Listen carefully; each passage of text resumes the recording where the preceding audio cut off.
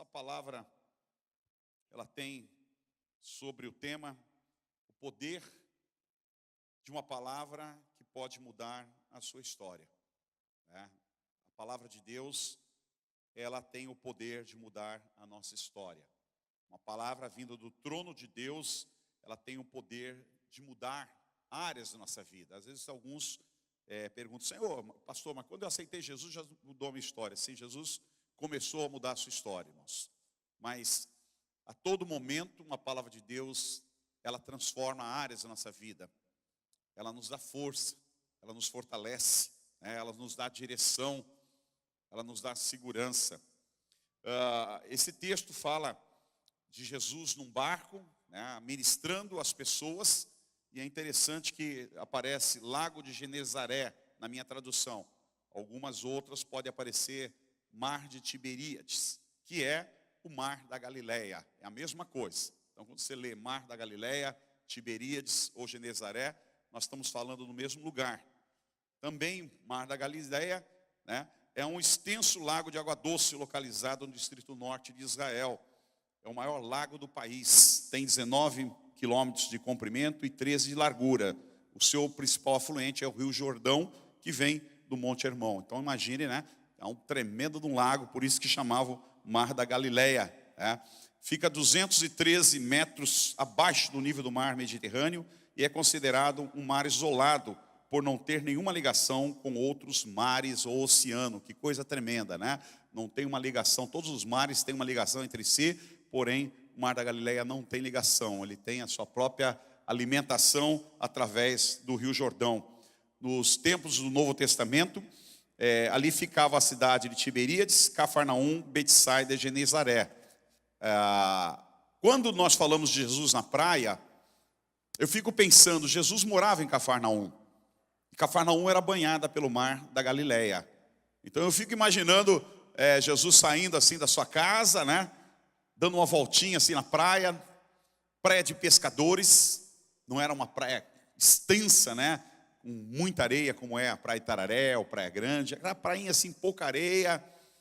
E fico imaginando naquela época bastante mato assim, aquela vegetação rasteira ainda.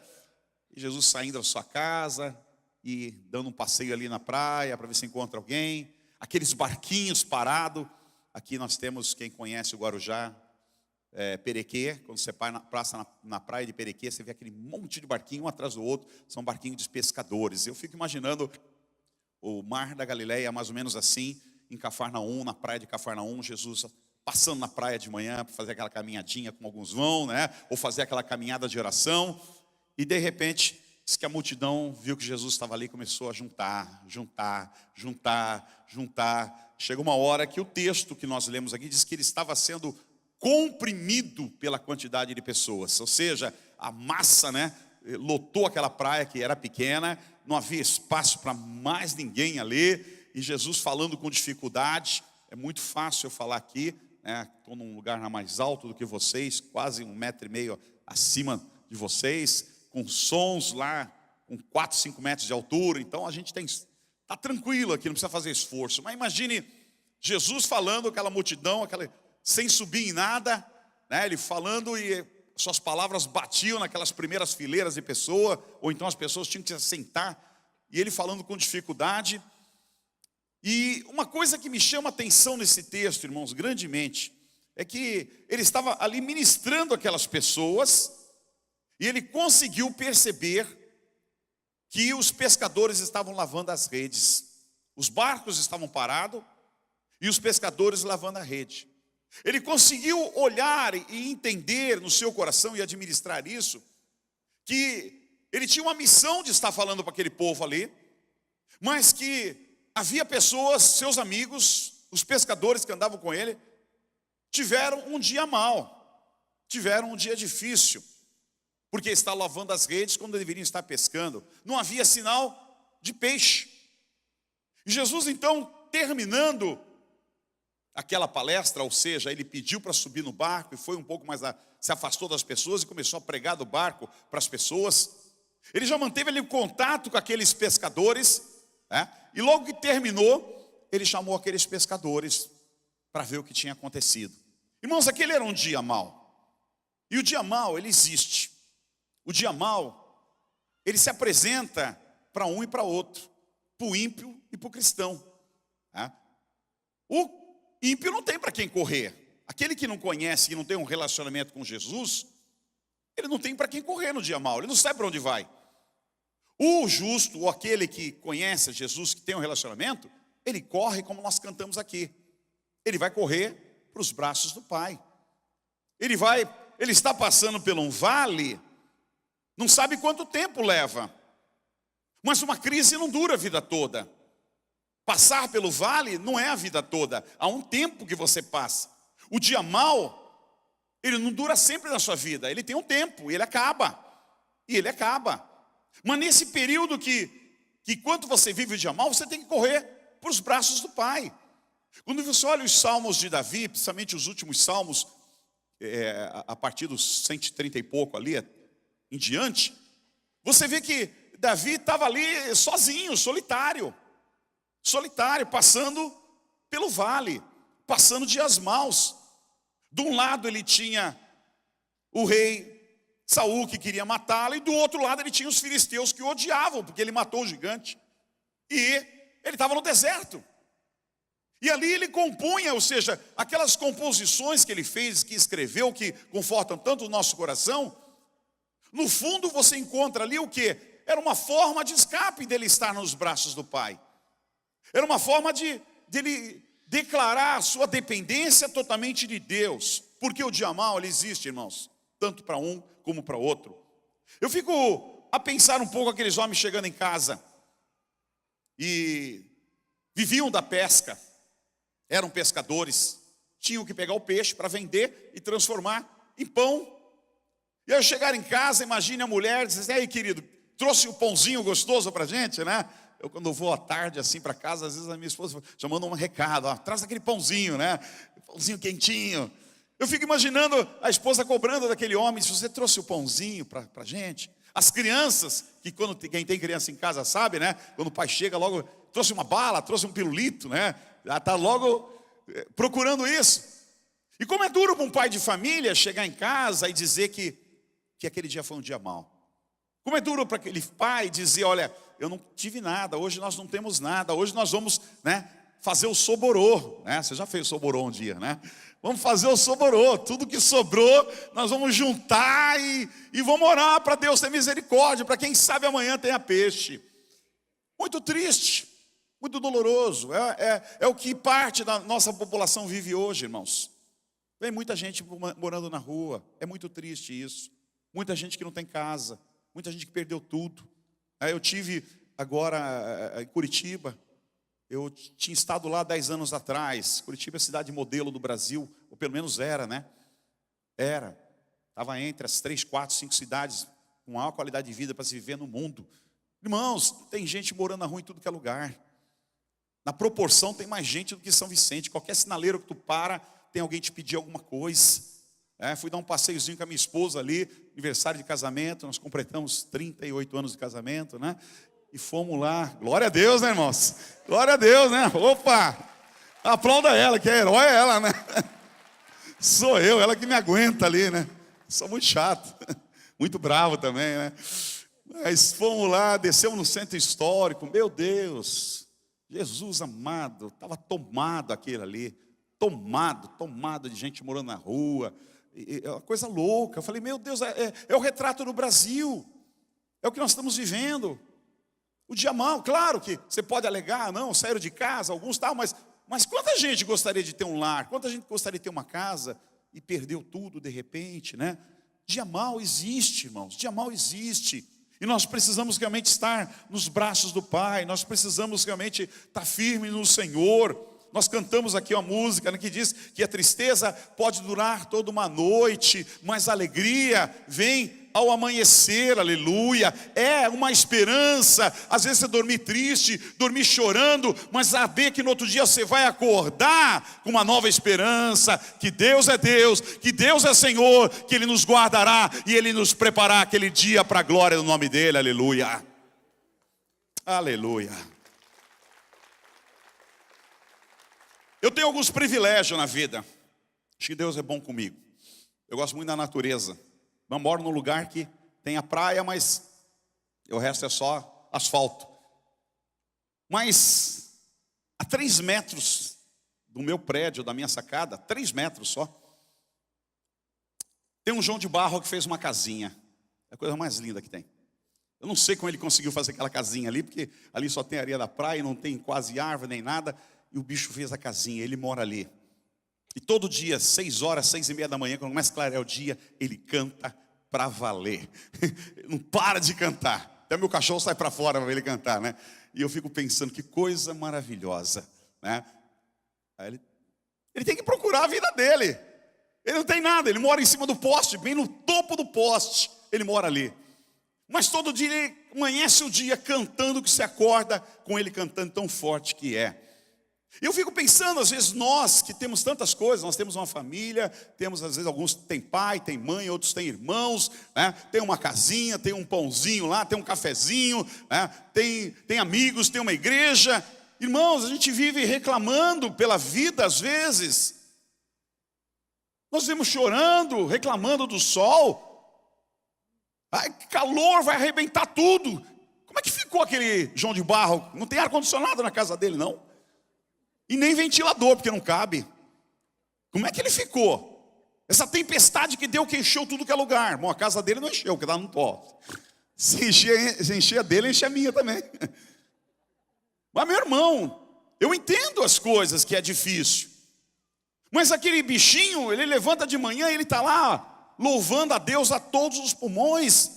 Pela fé ou não, ele o faz. E nós também deveríamos levantar pela manhã e pela fé, levantar as nossas mãos e glorificar ao nosso Deus pelo aquele dia que nós estamos levantando, porque Deus nos deu mais um dia para viver, e que seja aquele dia para a glória e louvor do nome dele, aleluia.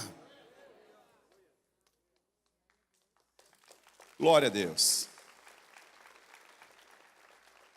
Jesus, então, dá uma palavra naquele dia mau.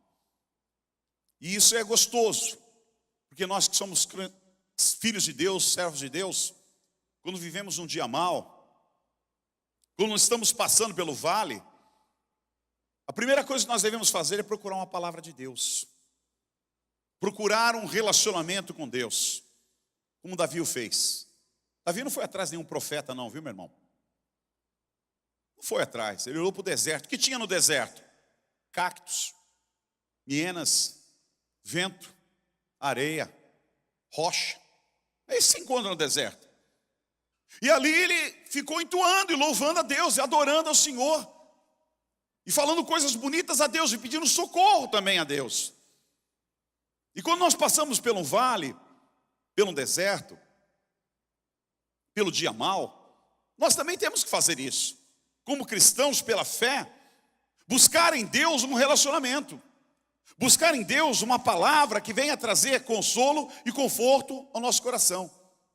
Jesus, no caso aqui, ele foi mais enfático. Ele já estava no barco dos discípulos, e ele chamou os discípulos e disse: vamos às águas que são mais fundas.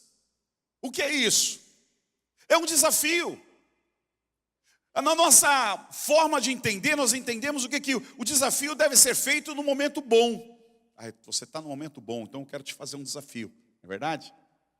Geralmente a gente pensa isso. Não, deixa passar, o pastor deixa passar essa fase que eu estou passando. Todo mundo dá essa explicação.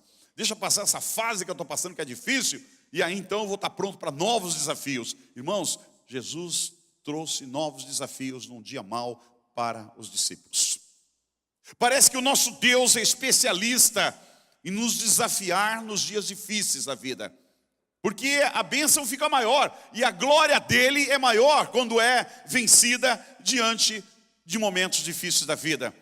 E ele faz um desafio, e a igreja precisa de um desafio. Se nós não somos desafiados, irmãos, nós vamos nos acomodar. E se nós nos acomodamos, com certeza nós vamos travar em alguma área da nossa vida. O inimigo vai se aproveitar que você está acomodado.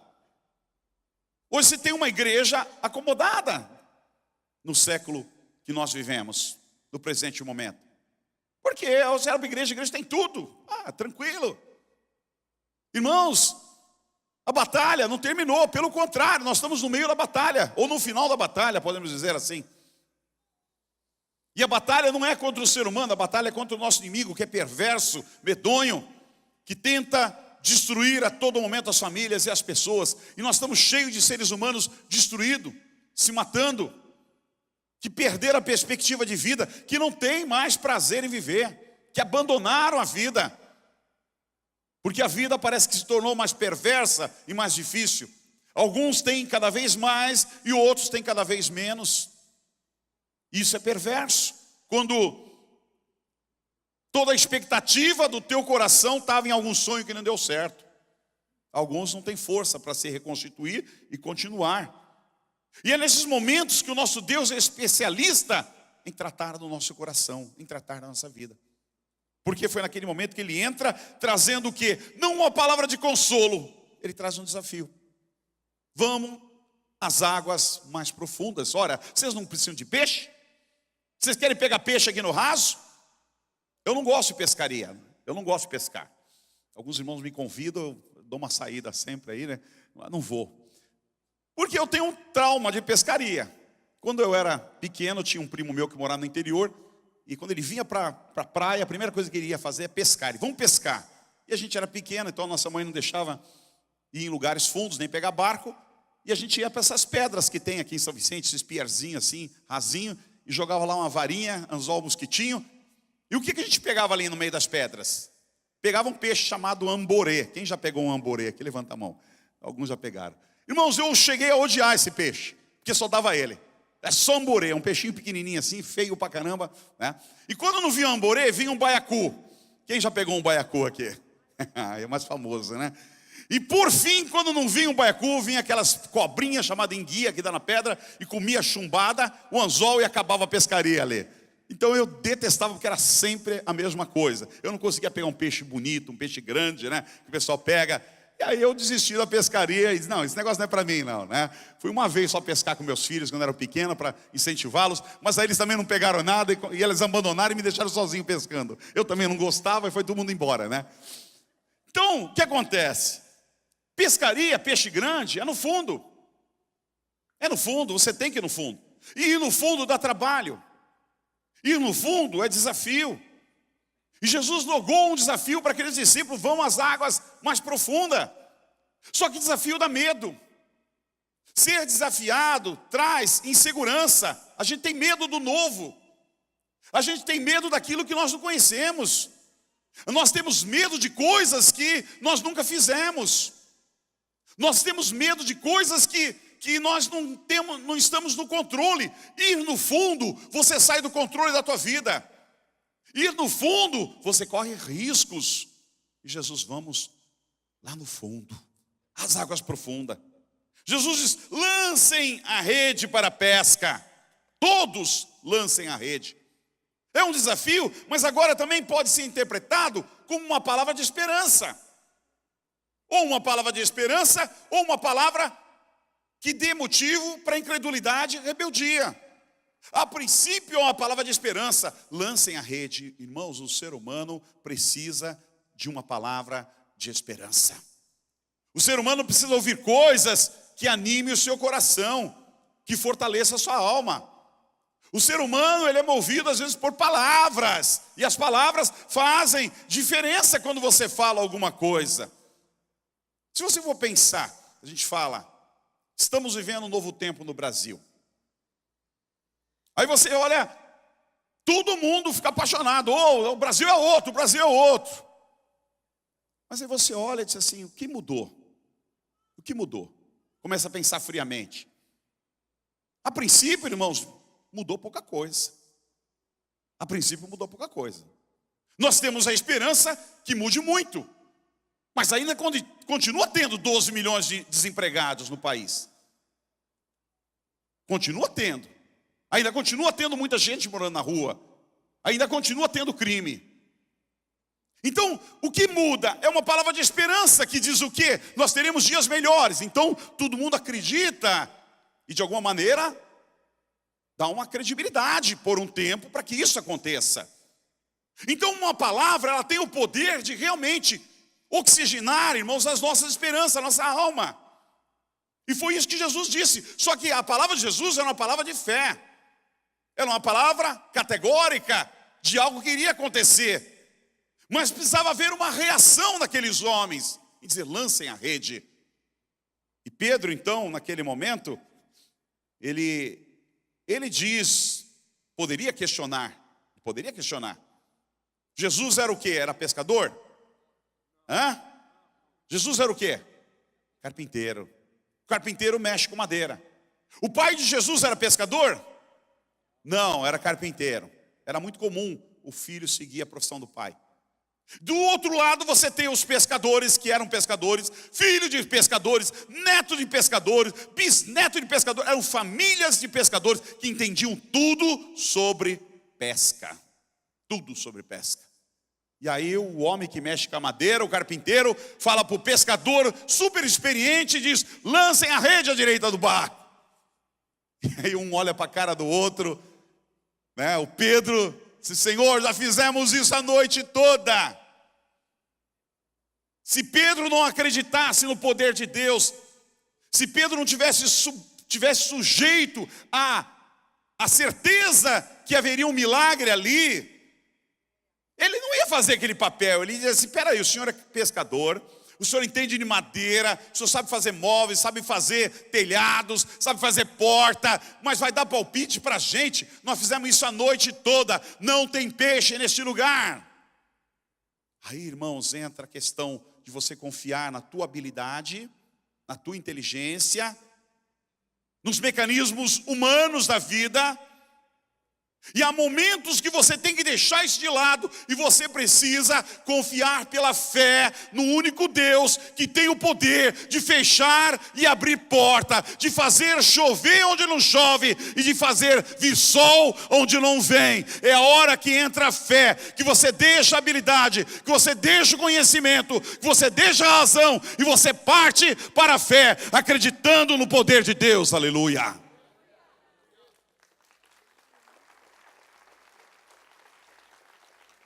Porque nessas horas também alguns perdem a bênção. E tem muita gente incrédula dentro da igreja. Não estou falando de vocês, não. Pode até ser que tenha, mas não estou falando de você. A igreja de Jesus, não é a igreja Peniel, a igreja de Jesus, tem muita gente incrédula. Tem muita gente duvidando dos sinais. Tem muita gente duvidando dos dons. Tem muita gente duvidando que as coisas possam acontecer. E essas pessoas nunca vão ser abençoadas, irmãos. Porque as coisas acontecem pela fé. Se você não crê, se você não confessa, se você não acredita, você já determinou que não vai acontecer nada na tua vida. Porque você não acredita no poder de Deus. E Pedro poderia, naquele momento, dar essa demonstração. Porque ele já tinha feito o que Jesus falou para fazer. E muitas vezes nós na obra de Deus também somos assim. Eu já fiz isso, não adiantou. Pastor dá uma palavra, irmão, começa a entrar em jejum e oração. Eu já fiz e não adiantou. Vai santificar a tua vida. Eu já santifiquei e não adiantou. Vai orar com a tua esposa. Eu já orei e não adiantou. É verdade?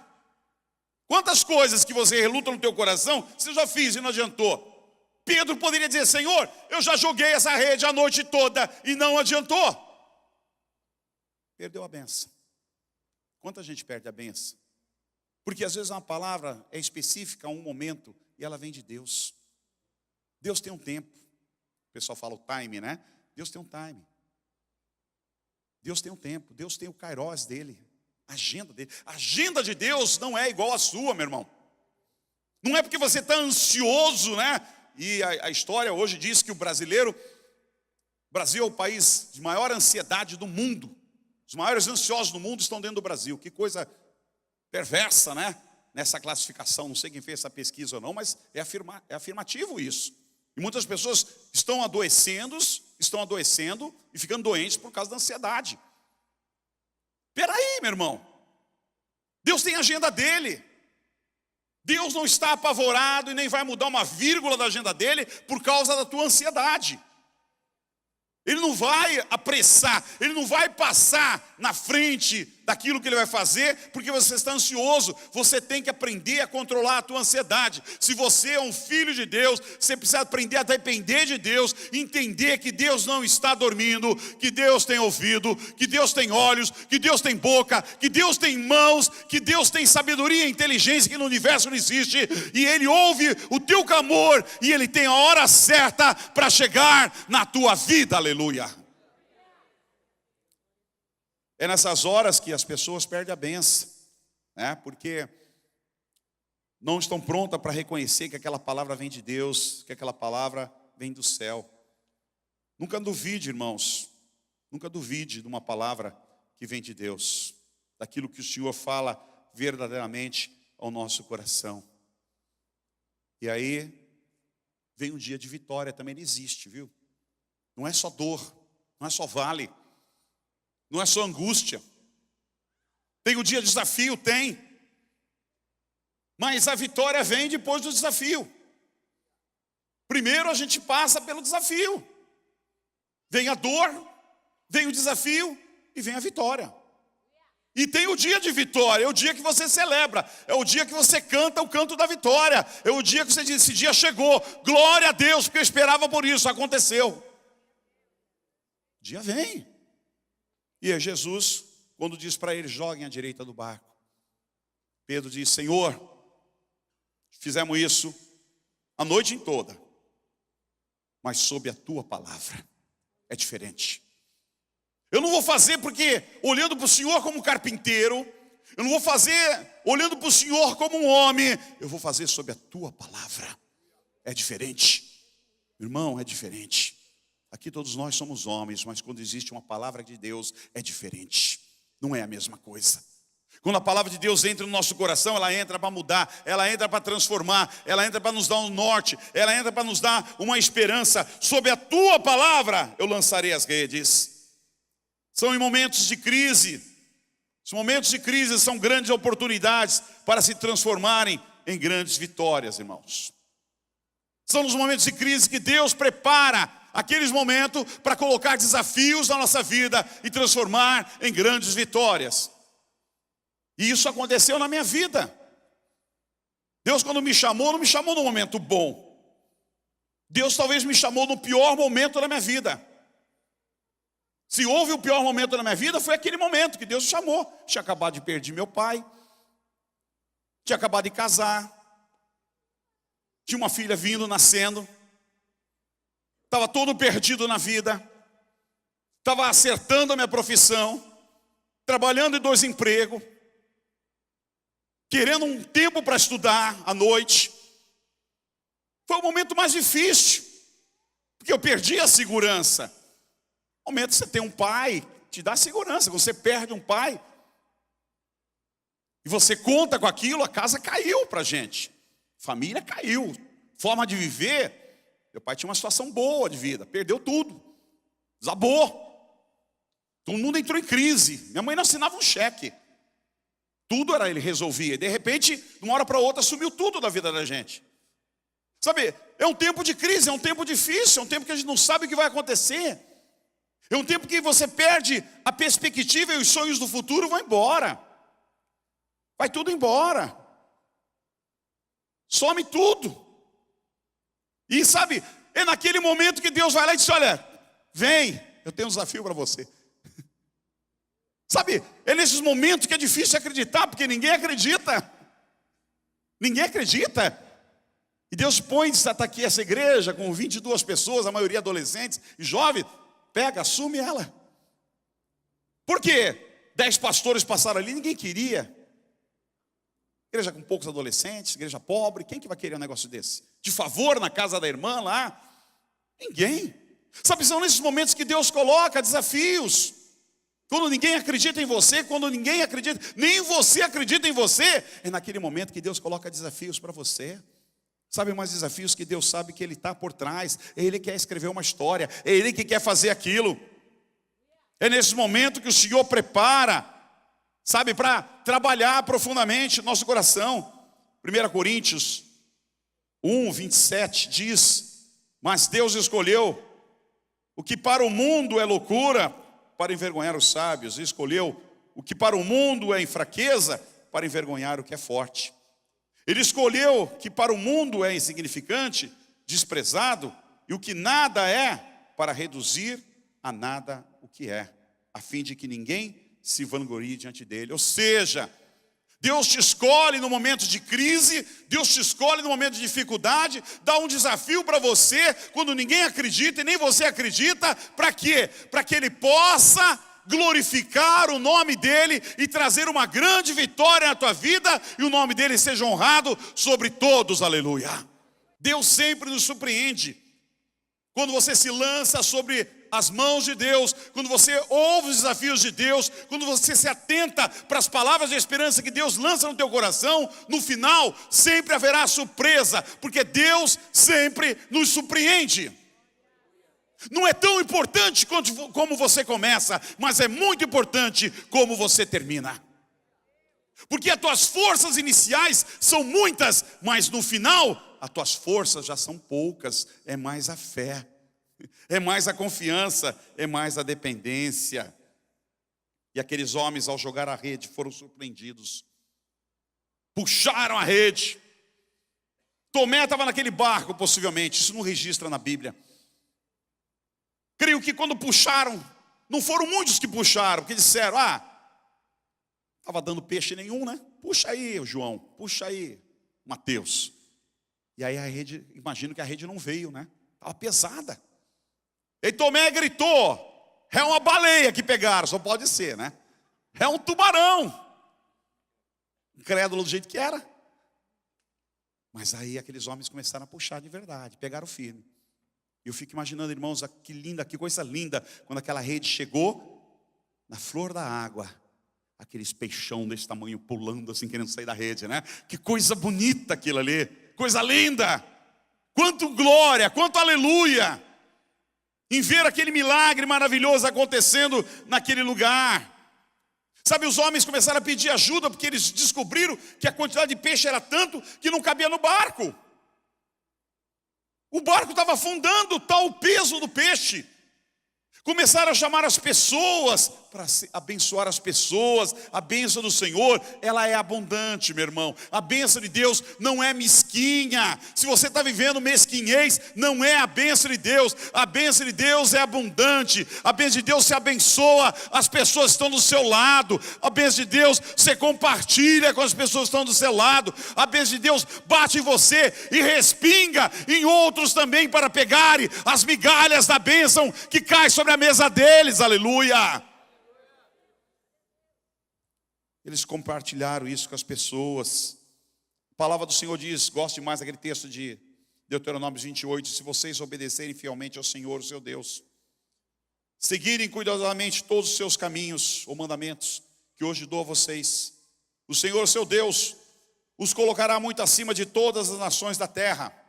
E aí tem duas coisas interessantes aqui, duas verdades interessantes. Primeiro, todas estas bênçãos virão sobre vocês.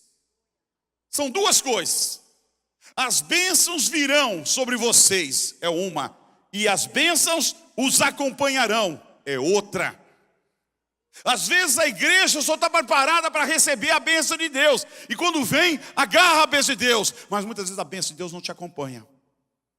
Porque você não vive uma vida de fidelidade na palavra.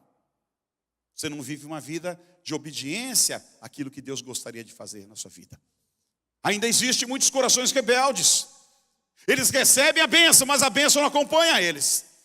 E há uma diferença muito grande, irmãos, você receber a bênção. Não estou falando de você correr atrás da bênção, porque ninguém precisa correr atrás da bênção quando a bênção vem sobre você. E quando você é obediente, guarda os mandamentos do Senhor, a palavra do Senhor, a bênção vem sobre você e a bênção te acompanha. Sabe quando você anda na rua, não sei se você já andou na rua, e vê aquela sombra andando atrás de você? Eu não sei quantos já viram isso, né? Eu quando era adolescente, andando assim, eu via a sombra chegando aqui, ó, ela está aqui. Ela ia passando na minha frente, ela está passando na minha frente. Aí eu começava a correr para ela não passar na minha frente. Essa era a minha brincadeira, né? Na rua, né? Eu corria, mas não tinha jeito, ela sempre passava na minha frente. Aí eu parava, aí começava a andar a sombra novamente.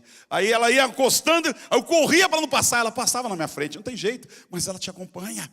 O que eu quero dizer é isso: quando você anda com Deus, quando você tem um relacionamento com Deus verdadeiro, você recebe as bênçãos de Deus na tua vida, e as bênçãos de Deus te acompanham. Aonde você vai, você é um abençoado de Deus. Aonde pisa a planta no teu pé, aonde você toca, a bênção de Deus está presente. Faz toda a diferença. Fazem macumba contra você, invejam você, falam mal de você, atacam pedra em você, nada acontece, nada te atinge. Por quê? Porque você está andando com o relacionamento de Deus, e a bênção de Deus está andando com você. E a porta que Deus abre, meu irmão, ninguém pode fechar. Ninguém pode fechar.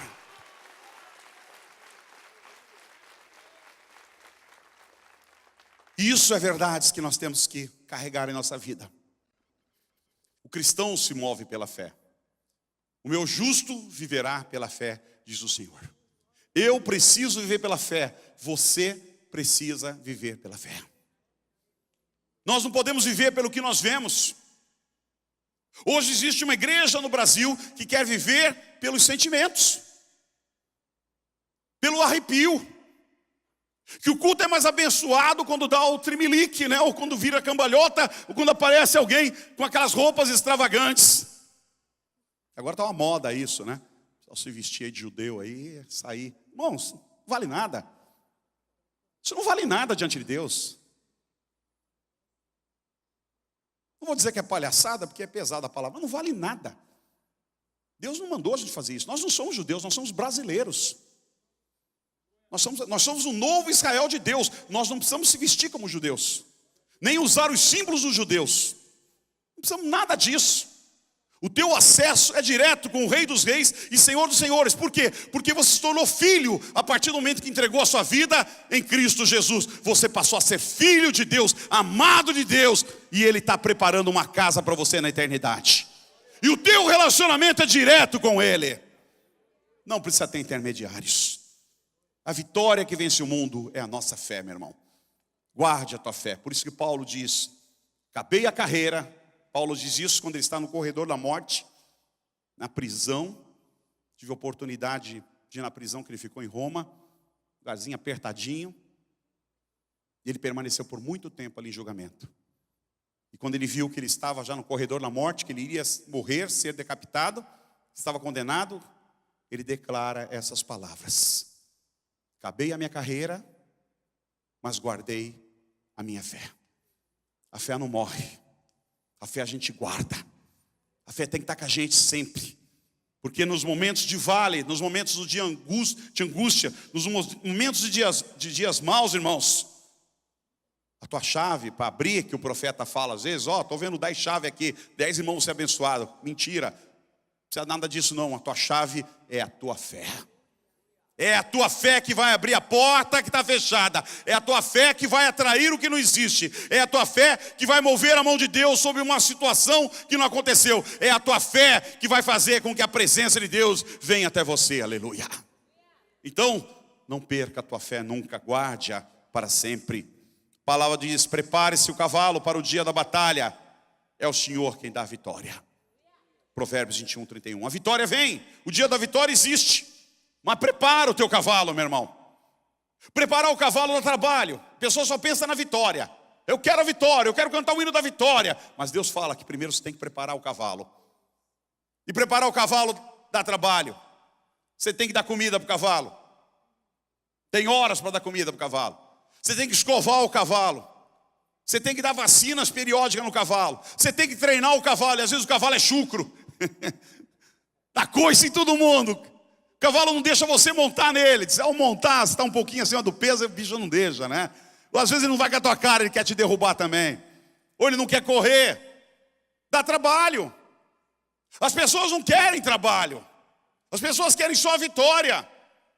Mas a palavra de Deus: prepara-se o cavalo para o dia da batalha, porque a vitória vem de Deus. Ou seja, faz a tua parte. Quando Jesus diz para os homens: remem, vamos até as águas profundas, lancem as redes, deixa que o peixe é por minha conta. Puxem as redes, o peixe é por minha conta. Mas você tem que ir no fundo, você tem que jogar a rede, você tem que puxar a rede, você tem que obedecer, você tem que crer.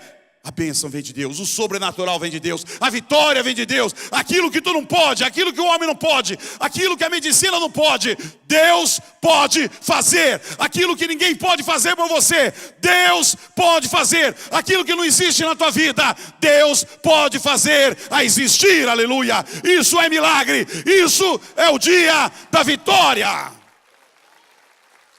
Fica de pé na presença de Deus. Eu quero orar com você. Em nome de Jesus, neste momento, teu coração se quebrante. Eu queria, assim, nesse momento também, orar aqui especificamente. Se há pessoas que estão vivendo um dia mau aqui, dias difíceis, estão vivendo vales na sua vida.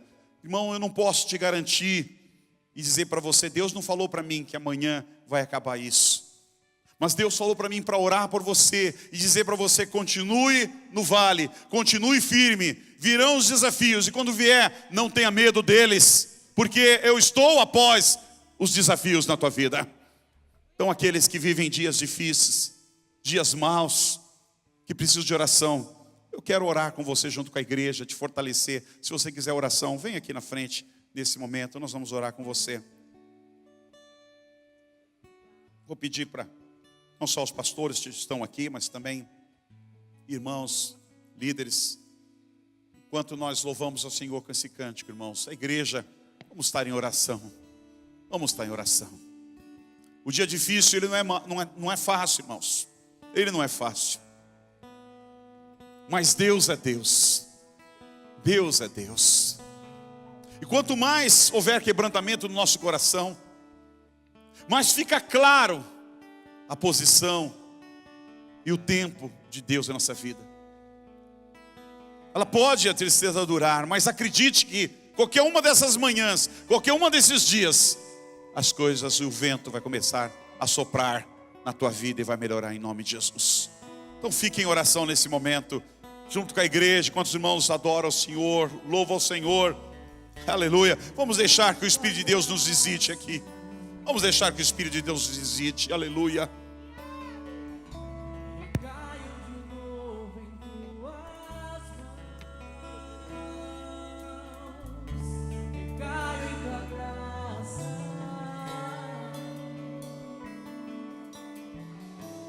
Caio de novo em tuas mãos, recaio em tua graça, recaio de novo em tuas mãos, eu recaio em tua graça.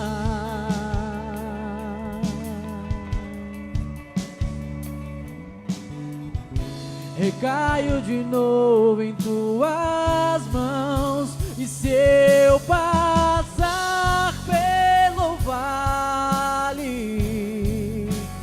acharei conforto em teu amor, pois eu sei que és aquele que me guarda, me guarda. Em teus braços é o meu descanso, em teus braços é o meu descanso, em teus braços é o meu descanso, em teus braços é o meu descanso. E se eu passar, e se eu passar pelo vale, acharei conforto em teu amor, pois eu sei que és aquele que me guarda, me guarda.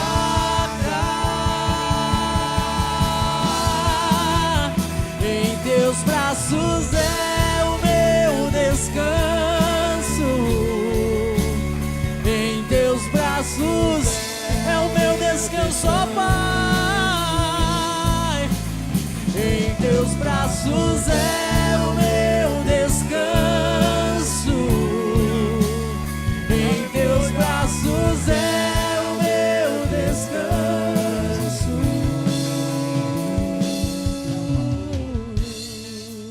Pai, nós estamos na Tua presença, Senhor. A Ti a glória e o louvor, a Ti a honra, Deus. Oh, meu Pai, todos nós vivemos dias difíceis na vida. Todos nós passamos por vales e desertos, Deus. Nos trazem certeza, nos trazem segurança, nos trazem dores, Deus. Mas aqui o Senhor deixou uma palavra para nós, uma palavra de poder, uma palavra que muda a história naquele dia, uma palavra de intervenção, Deus. Oh, meu Pai, e é a nossa oração nessa manhã, que o Senhor venha intervir na vida de muitos irmãos, que o Senhor venha intervir nos vales, que o Senhor venha intervir nos desertos, que o Senhor venha trazer providência no dia de seca e de escassez, no dia de dor. O Senhor não está com a mão amarrada, suas mãos estão soltas, Deus, para abençoar o teu povo. Teus olhos estão abertos para enxergar e ver o teu povo. Teus ouvidos não estão agravados, mas eles estão liberados para ouvir o nosso clamor e a nossa oração. E nesta manhã nós oramos em nome de Jesus. Escuta a nossa oração. Clamamos pelo aflito, pelo necessitado. Clamamos pelos aqueles que vivem em vales. Clamamos pelos aqueles que vivem em deserto. Clamamos pelos aqueles, Deus, que estão na Tua presença agora, se humilhando e se quebrantando. Meu Pai, tem misericórdia. Traz a Tua graça, traz a Tua bondade, traz o Teu milagre neste lugar. Nós abençoamos os Teus filhos neste momento, no nome de Jesus, no nome de Jesus, no nome de Jesus, no nome de Jesus.